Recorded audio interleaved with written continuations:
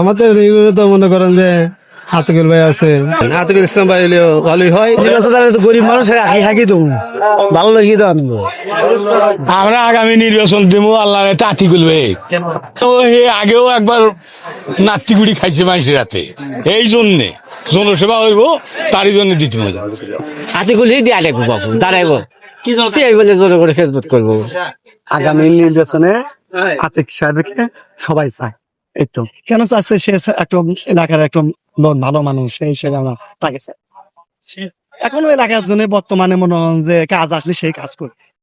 আমরা অবশ্যই আমাদের শ্রদ্ধাভাজন চাচা আতিকুর রহমান আতিক কাকাকে আমরা চাচ্ছি।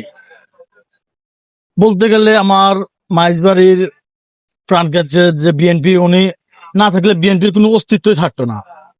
তার মাধ্যমেই আমরা যারা জাতীয়তাবাদী দল বিএনপি সাপোর্ট করি, তার মাধ্যমে হাতে করি, তার মাধ্যমেই পথ চলা। তার জন্যই মনে করেন যে এলাকার অনেক কিছু উন্নয়ন হচ্ছে, গরিব দুঃখীদের পাশে উনি দাঁড়াচ্ছে। সর্বদল তিনি একজন ত্যাগী নেতা। এর জন্য আমরা বারবার চাচ্ছি যে আগামী ইউনিয়ন পরিষদ নির্বাচন অবশ্যই আমরা আতিকুর রহমান আতিক চাচাকে চাচ্ছি।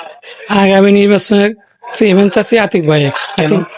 আতিক ভাই খুব ভালো মানুষ এবং জনগণের সেবা করে। তারপরে আতিক ভাই মানুষের সুখে দুঃখে পাশে থাকে, এখন পাশে আসে এবং মানে যে পাশে থাকে হে আশা করা যায় তেও মানে নির্বাচন পরেও থাকবে, ঠিক আছে, এবং আশা করা যায় যে ব্যক্তি সে ভালো আছে এবং মানে সবাইকে আবার বিপদে পাশে থাকে আর কি।